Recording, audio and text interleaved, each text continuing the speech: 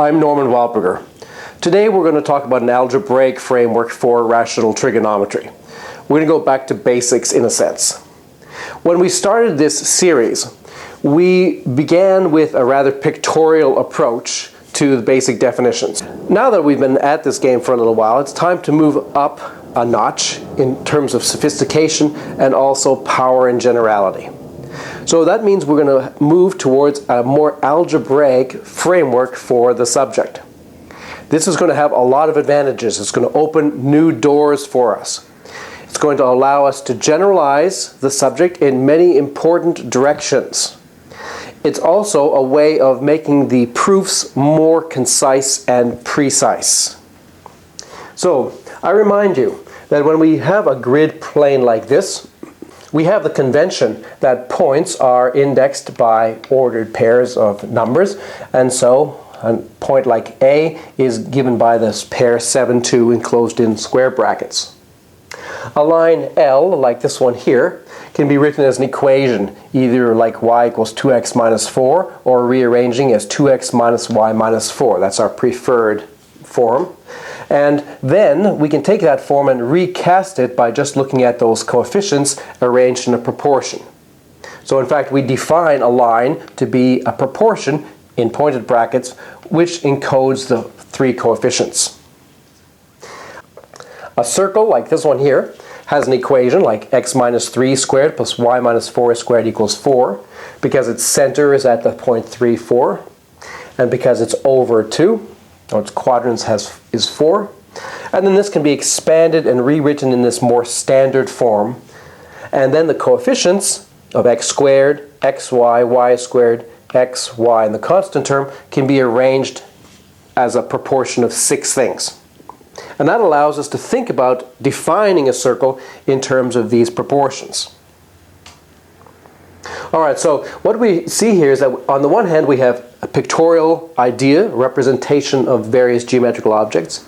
And on this side we have purely algebraic ways of, first of all, encoding or defining those objects.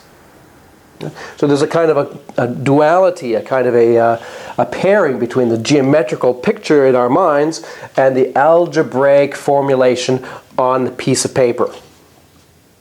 So what we're going to do now is consistently derive or talk about geometry from this algebraic point of view. And the advantages are that it's, first of all, more precise. It's easy to say exactly what points, lines, circles, and other things are by their algebraic representation or specification. It's concise. It's a lot faster writing something like this than drawing the line. And it's more general. We're going to see that this framework allows us to extend the geometry in many important directions. So let's now begin with a summary of the main definitions in rational trigonometry, and in fact in all of geometry.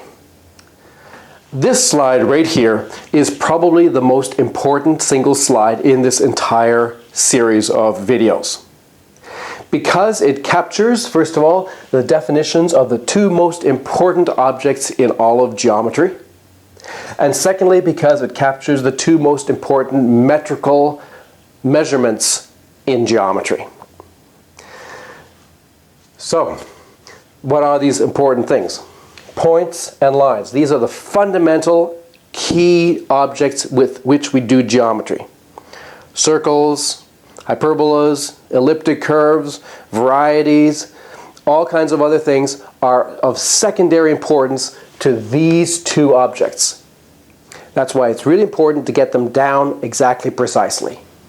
What is a point? A point is a pair of numbers. Strictly speaking, an ordered pair of numbers, because there's a first one and a second one. And we always use the convention that a point is in square brackets. A line is a proportion of 3 numbers, A to B to C, in pointed brackets, with the convention that A and B are not allowed to both be 0. One of them can be 0, but both of them cannot be 0 at the same time. So that's what a point is, and that's what a line is, and there's no need now to talk about a picture or any kind of geometrical representation, although it's on our back of our minds. So those are the two main concepts of geometry. Now what about the metrical notions?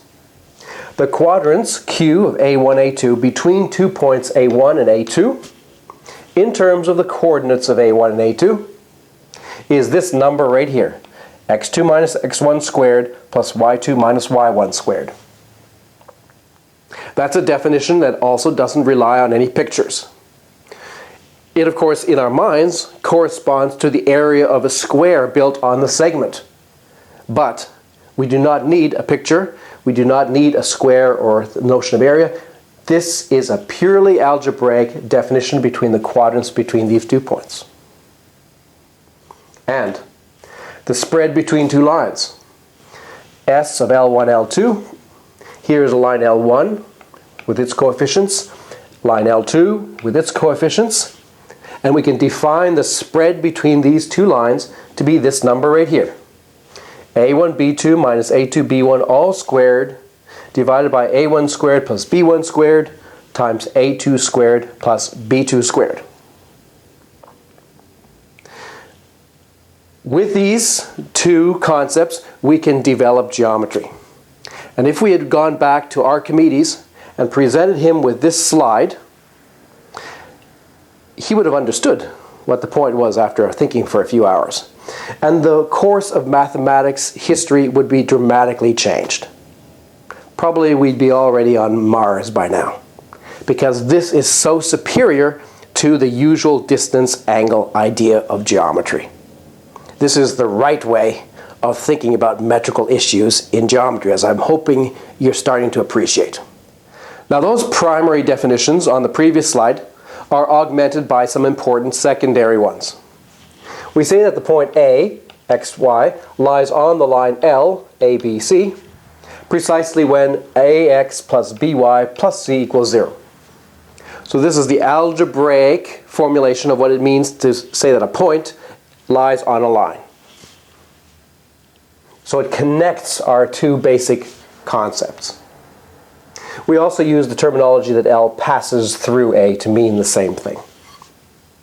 Two lines L1 and L2 are parallel precisely when the spread between them is 0.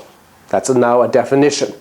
Different kind of definition of parallel, which doesn't require any pictures, is based on our prior definition of spread. Similarly, two lines L1 and L2 are perpendicular precisely when the spread between them is 1. Again, no pictorial notions need to be invoked. Purely algebraic ways of talking about these important notions of parallel and perpendicular. And we'll say that 3 points are collinear in the usual way when they all line on a line L, and three lines L1, L2, and L3 are concurrent when they all pass through a point A. So those are really the main definitions that we need to get started doing rational trigonometry. And next time we're going to rethink the 5 main laws of rational trigonometry from a purely algebraic point of view, starting with the most powerful law, the cross law. I hope you'll join me for that. I'm Norman Wahlberger. Thanks for listening.